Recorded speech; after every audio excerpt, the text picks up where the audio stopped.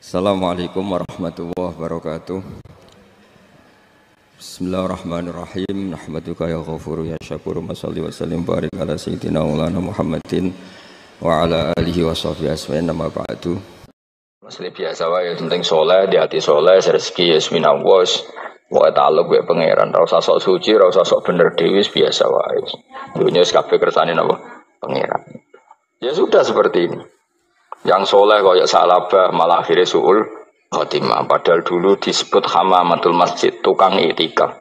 Gak tahu mulai ke masjid, tapi akhirnya su'ul khotimah. Wahsi sing mata ini kekasih Nabi, rupanya mata ini Hamzah, ditakdir husnul khotimah. Makanya dungo ya muqallibal qulub tsabbit qalbi ala dini. Kita tidak pernah tahu.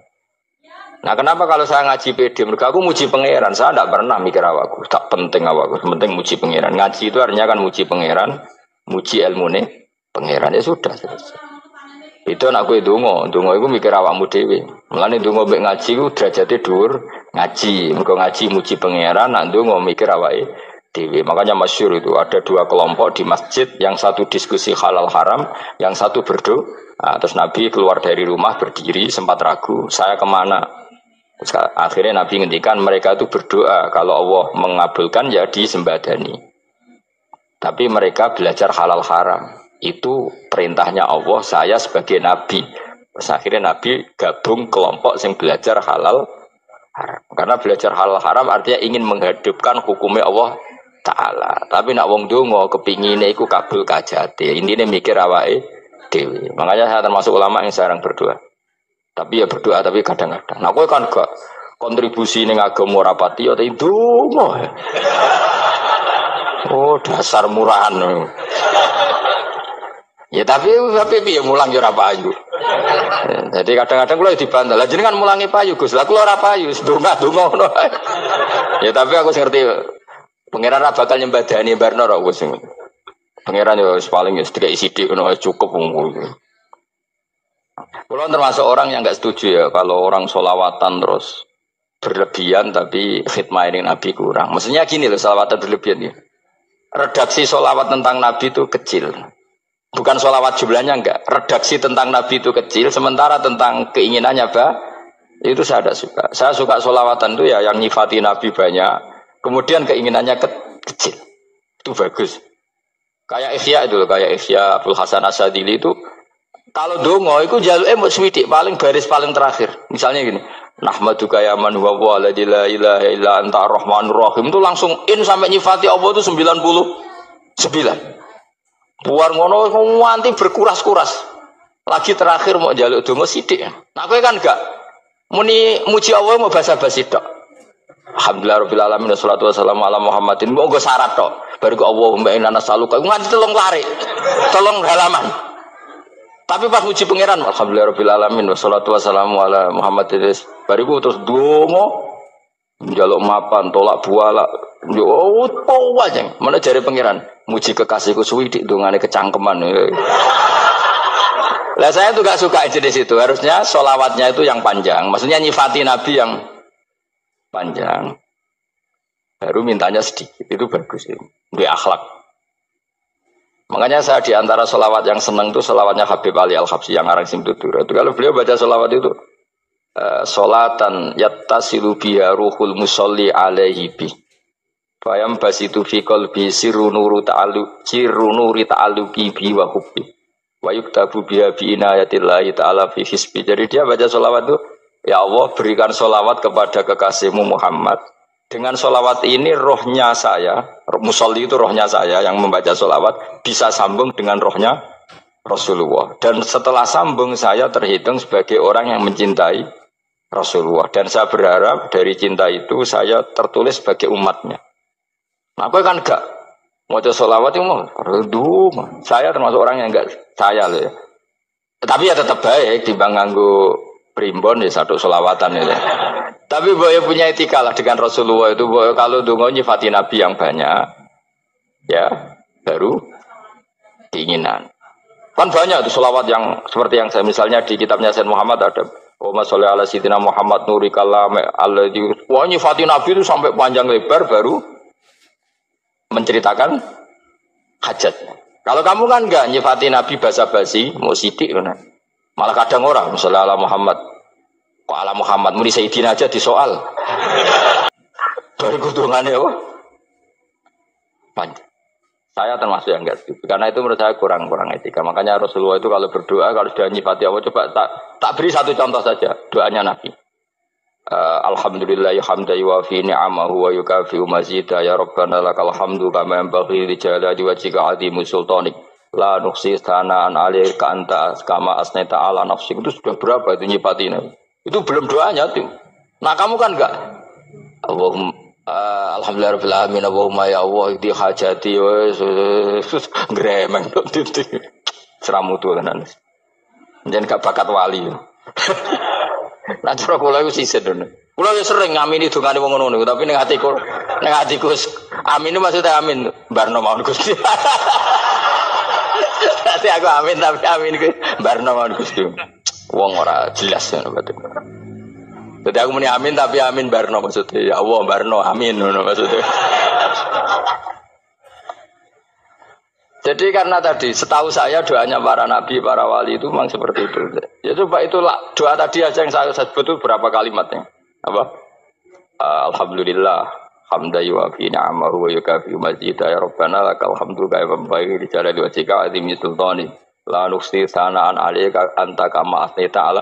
Enggak terhitung pujian saya kepada engkau sebanyak engkau memuji pada diri engkau sendiri. Allahumma inni a'udzu biridhoka min sakhatika fi mu'afatika min uqubatika wa bika minkal.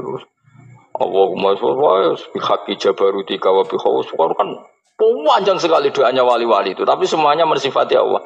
Bahkan banyak yang kemudian lupa enggak doa. Coba haji, doa haji itu coba. Labbaik Allahumma labbaik la syarika lak innal hamda wan ni'mata laka wal mulka la syarika lak. Wa ni'mat itu kan labbaik saya siap melaksanakan perintahmu ya Allah sa'dik. Engkau yang punya pujian, engkau la syarika lak. Itu malah enggak ada, jarang malah ada doanya. Itu kalimatnya talbiyah semua. Allahumma antal azil akram itu sudah seperti itu. Karena tadi al-mu'min yashghaluhu sana 'ala Allah min ayyakuna li nafsihi dzakiran. Mukmin sejati adalah sibuk memuja Allah sampai lupa jatah dirinya sendiri. Nah, kowe kan gak mujine Allah basa-basi, dongane tenan. Itu jadi makhluk aneh, itu jadi hubungan mbek pangeran itu wong aneh. Ya tapi jan ra bakat wali ngono iku dadine ngono iku. Ya tok ngono kok mari wali kakean malah gak elit. Jadi tapi saya mohon itu di sholawat itu usahakan jumlah paling enggak jumlah sholawatnya banyak, doanya sedikit. Paling enggak misalnya kamu tidak punya kalimat yang apa baik ya mau sholawat ping 100 itu gak ada salah biar gue iling-ilingan apa. Kita menyebut kekasihnya Allah lebih banyak ketimbang kita menyebut hajat kita sendiri ya gitulah paling tidak punya etika seperti itu ya. Kalau kamu nggak punya segot-segot sing keren bacalah sholawat berapa 100 terus cerita awam Gusti utang kula kathah mengke ra jawab wis roh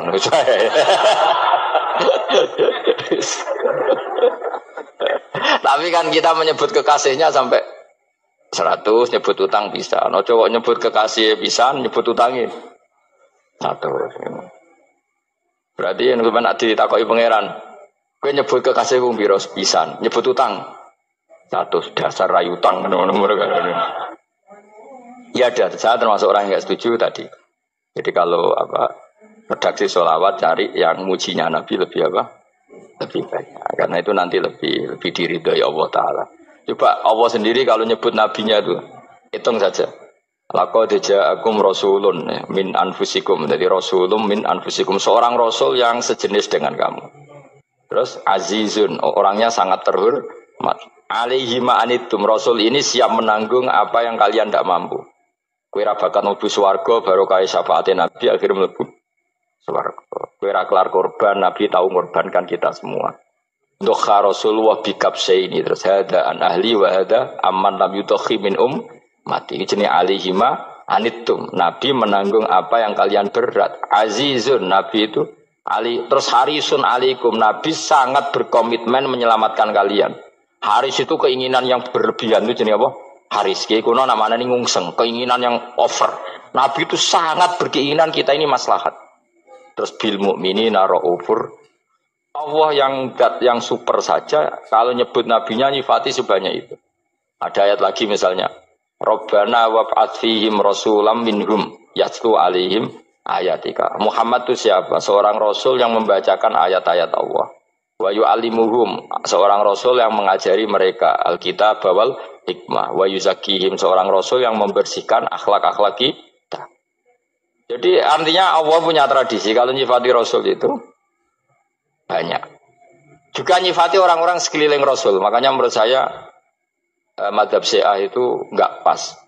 Karena Allah kalau nyifati Rasulullah itu jika nyifati orang-orang di sekeliling Rasulullah, dan itu dengan pujian, yaitu Muhammadur Rasulullah walladzina ma'ahu asyidda walal kufar ruhama'u bainahum tarahum ruk'an sujada yabtaguna fadlan minallahi warid wa nasimahum fi wujuhim min atharis sujud. Itu kan panjang sekali, dan orang-orang sekeliling Muhammad adalah begini.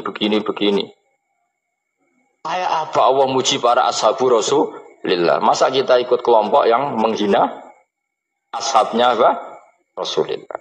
Makanya kita tetap madzhab ahli sunnah apa? Wal jamaah, yaitu mencintai semua sahabat. Karena Allah saja yang Tuhan mensifatinya dengan sehormat itu. Mensifati apa? Ashabu Rasulillah. Disifati orang-orang yang saling kasih sayang sama orang mukmin. Tarahum ruk'an, sujud dan komitmen hidupnya untuk rukuk dan sujud. Simahum fi wujuhim min asari sujud. Sudah asari sujud harus diterjemah, nanti sensitif. Cuma setahu saya asar sujud itu nanti setelah di akhirat orang sering sujud itu jabahnya itu ada nurnya. Tapi kalau ada yang nafsirkan asari sujud itu warna tertentu ya semboy. Itu sensitif. Yang jelas asari sujud itu ya sudah seperti itu. Seneng kamu kok hasut. Kowe nyen provokator, nak ono apa ya? Ada hal yang begitu terus mau berlebihan. Uteke ya khisimun. Aku lah ada kepentingan pokoknya ayat si mahum fi wujuhim min athari sujud, bahwa dalam jabahnya itu ada asaris sujud. Itu masyhur kan, saya terangkan ya, tapi ojo sensitif loh, biasa wae.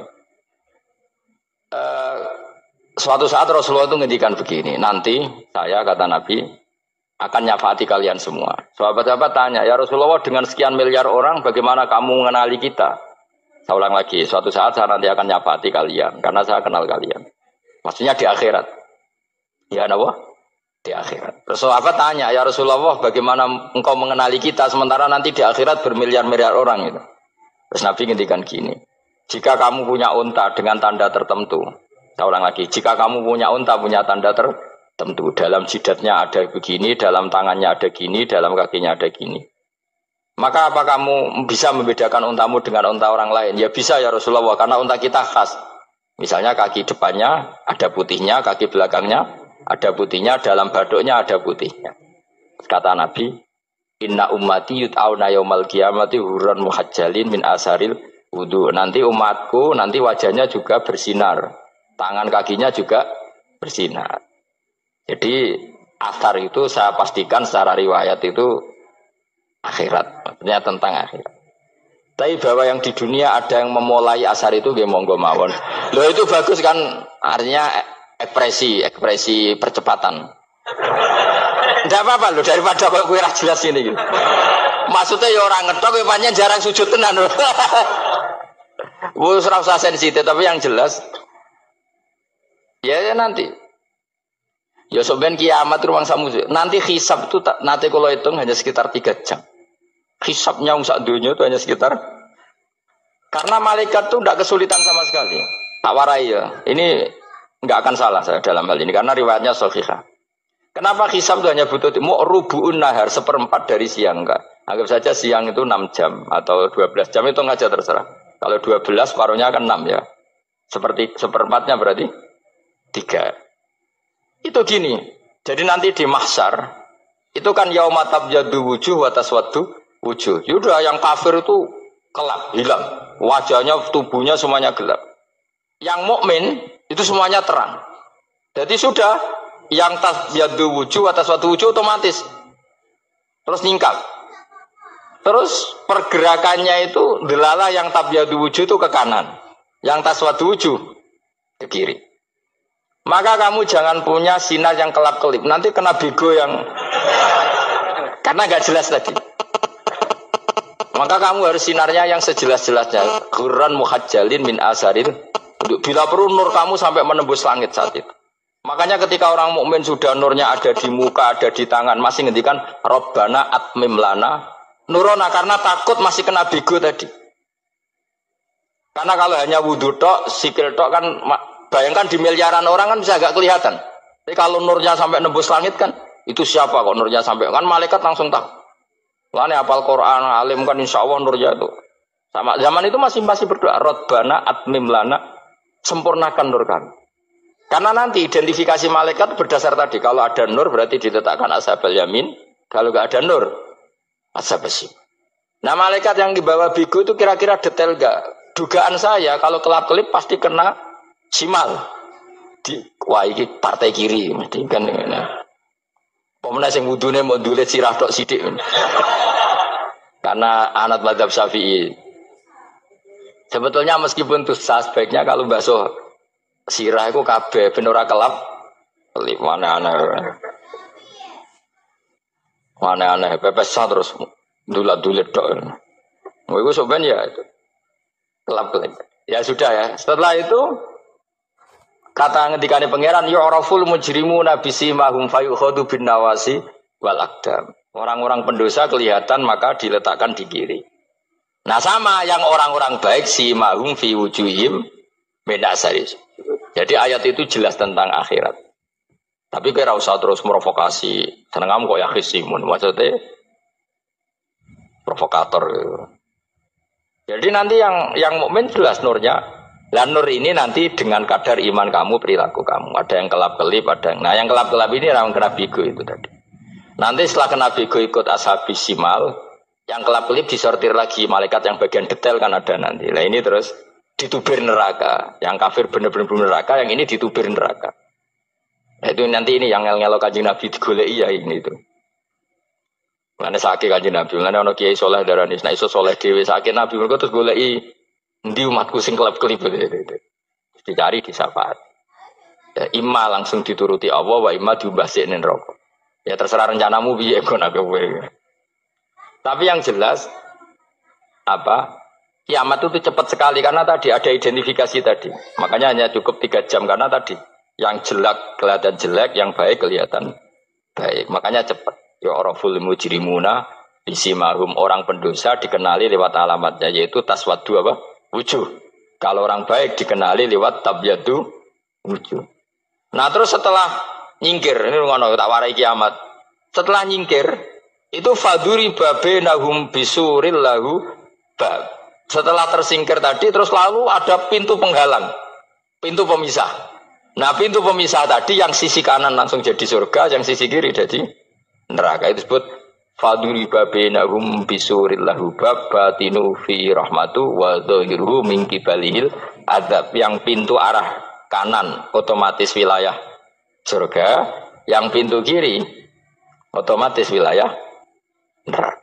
Nah problemnya ketika penutupan pintu itu dah yang kelap-kelip itu katut kemana ini yang makanya kamu jangan malok partai yang apa kelap-kelip yang nggak jelas itu koalisi kemana ya.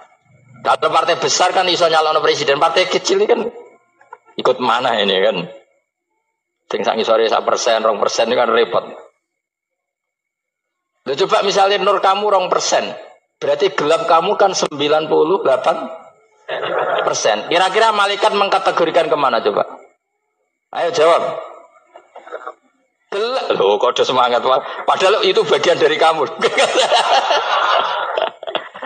Kalau satu tubuh itu sinarnya hanya 2%. Kira-kira kategorinya itu partai gelap, partai terang.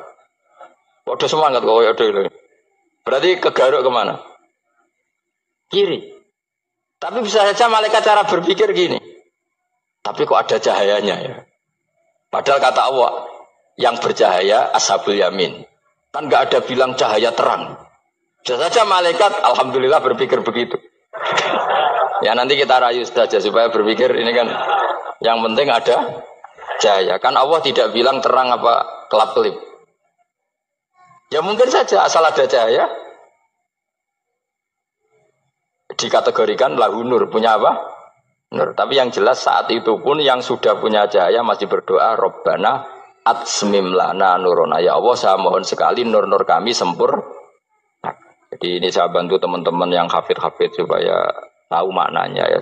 Dan yang enggak hafid ya dengar ya. Kalau nur itu penting. Makanya Nabi itu kayak apa? Nabi itu orang super. Itu kalau ngendikan qawamat al-min fauqi nuran wa min tahti nuran wa an yamini nuran wa an simali nuran, sampai terakhir Nabi masih mendoa untuk dirinya waj'ali nuran, dan semua tubuh saya jadi nur. Jadi Nabi sudah gitu. Ya Allah, jadikan sisi depanku nur, belakang kami nur, kanan nur, kiri nur. Terakhir itu apa? Waj'alni nuran, dan doa semoga semua tubuh saya jadi nur. Itu termasuk doa yang sering saya baca.